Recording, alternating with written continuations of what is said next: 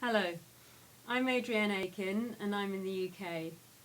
I'm doing this video submission interview thing and it's been a while since I've done any of these, so please excuse if I waffle. I probably will.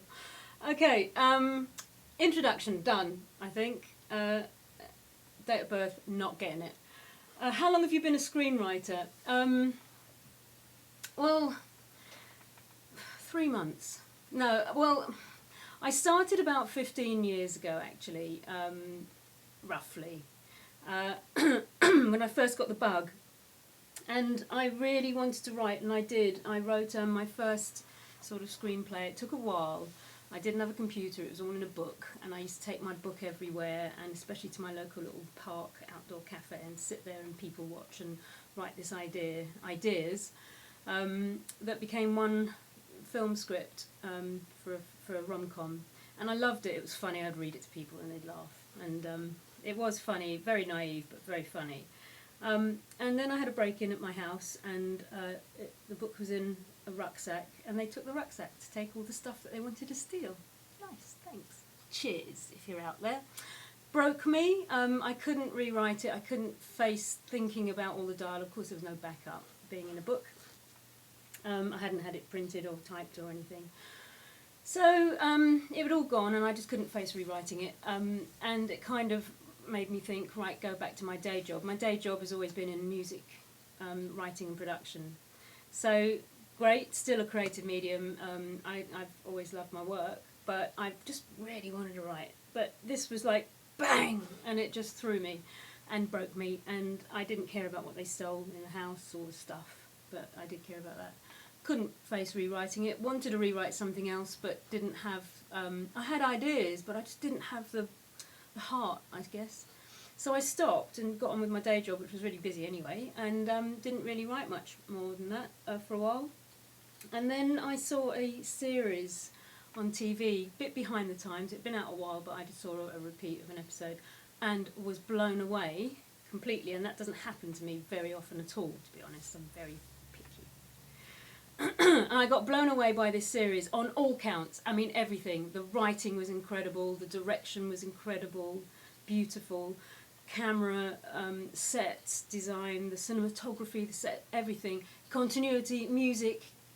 Oh, blew me away. The whole creative process. Oh, and of course the actors. The whole creative process was, for me, my jaw was on the floor, and that, as I said, doesn't happen very often. And I just wanted to be a part of it, and it kind of regurgitated this yearn of inside that I had, this yearning to this desire to write, and I just wanted to be a part of it. So I started writing again, and I actually wrote an episode for the series, which is not going to happen because the writers are the creators of the series, and they do everything themselves. So, but it got me to write an idea for something else, as a kind of inspired by, which was the calling, obviously. And it just totally set me up to write again with all of the mojo, fire burning, and inspiration that I haven't felt in a very long time. So that started in November, and I actually wrote the script for the series in a month. I know it's quick, but the ideas were a torrent. It was a torrent of ideas, having soaked up this. Well, I went and bought the box set. I got so obsessed by this thing. And I never buy box sets. I'm not that big a telly addict, to be honest. And so I'm always been busy working.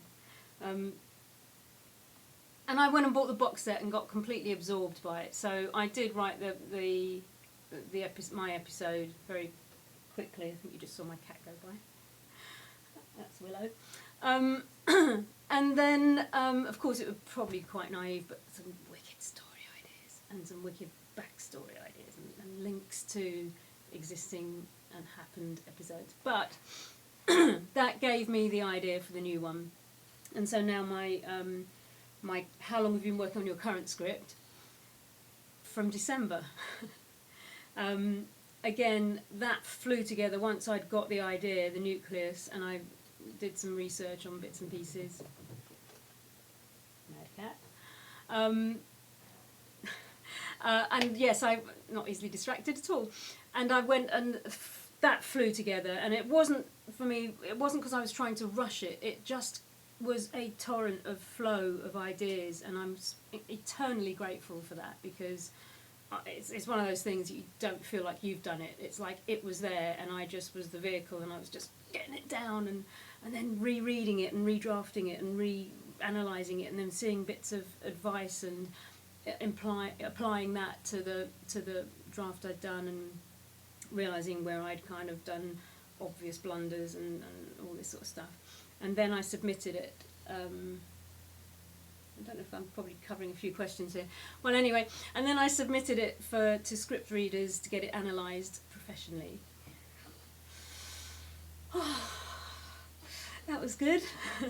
That came back with some very encouraging, especially for a first-time writer, really, some very, very, very encouraging stuff that was like they could see the legs, and it had legs, and it was going to run if I got a few things, some major, some minor, formatting stuff as well, sorted, some additions and subtractions, a lot of subtractions, funnily enough, and I had to go and do all that. So and that took what felt like 6 months of giving birth to triplets.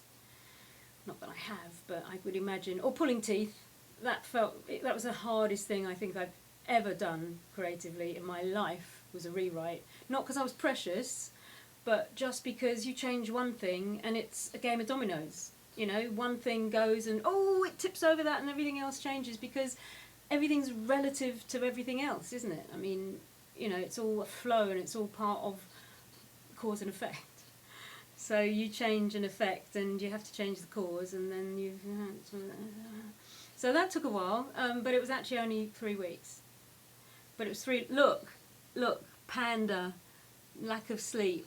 I was thinking if I had a production company, I was going to call it Glamorous Panda, because I like my glam, obviously, and I have panda eyes. So anyway, I digress. How long have you been done that? Why did you write it? Because it needed to be told. Okay, I wrote it because I was incredibly inspired. And when I say inspired, I haven't, for all my music stuff, when I was really young, because I'm not really young, when I was really young, I used to feel that inspiration to write for me, not just for other people and produce for other people. Sorry, clients, I love you dearly, and I love the work that I do for you, but it's for you. And I hadn't done anything for me for quite some time. And I hadn't wanted to. I just hadn't wanted to, you know, the idea of opening the computer after you finished a day's work was abhorrent to me. I just didn't want to do it.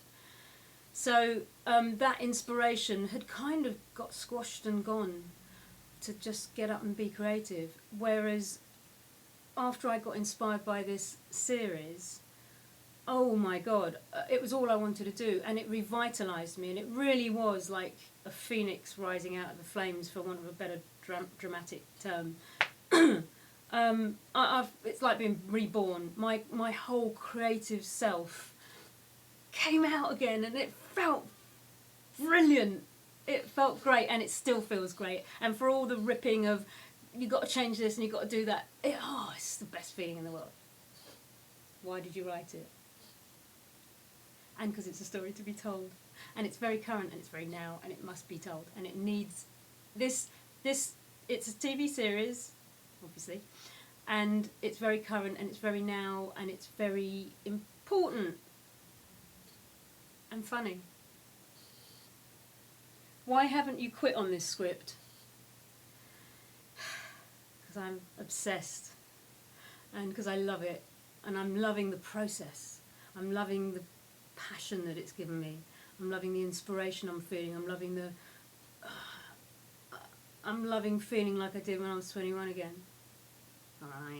in that way. What's your goal with it? To have the series optioned, made, green-lighted, lit, happen very soon. And then, yes, so to have the pilot picked up on. I need to get an agent. So the first goal is to get an agent, and I know who I want.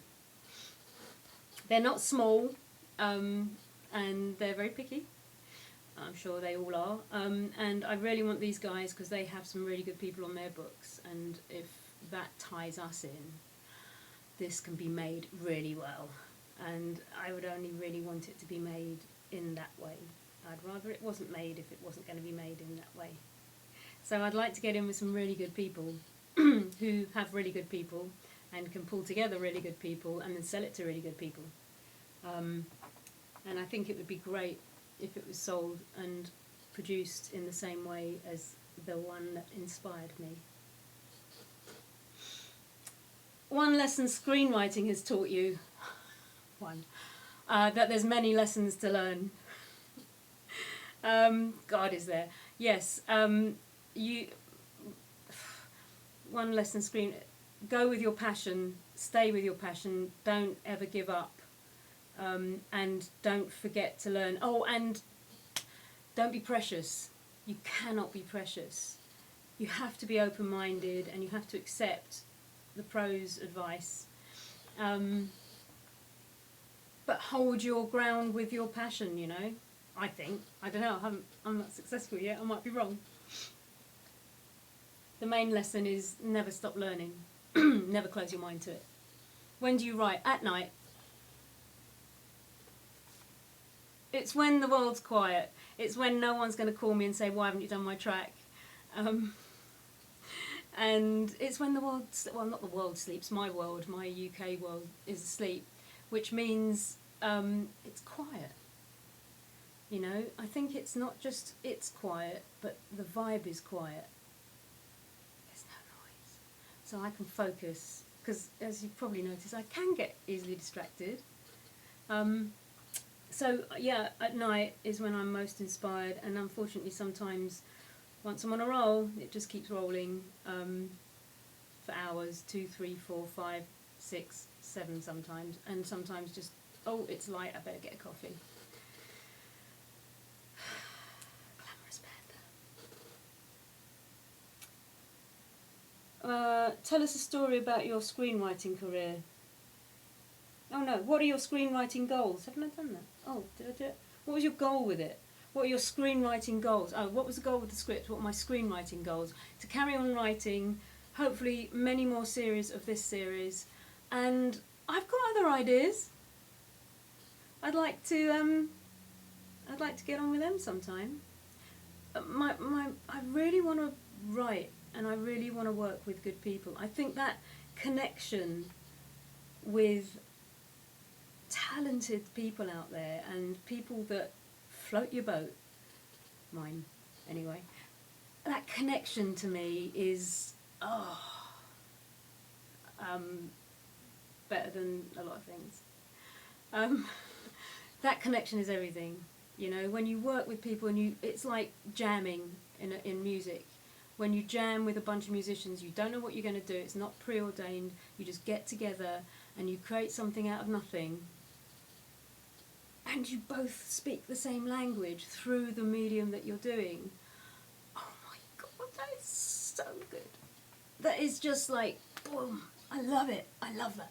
So I want to be able to do that with people I respect, that respect me, that we love what we do, and create some amazing work. Initially on this series. And then maybe some films. Tell us a story about your screenwriting career. I think I just have, haven't I? I've probably covered it, I think. Given that time doesn't really exist, maybe I should tell you about my future screenwriting career. I'm a really successful writer and I'm really grateful for it. Thank you so much to the universe. Thank you so much to everybody that supported me. And I hope to see you at the Oscars, obviously.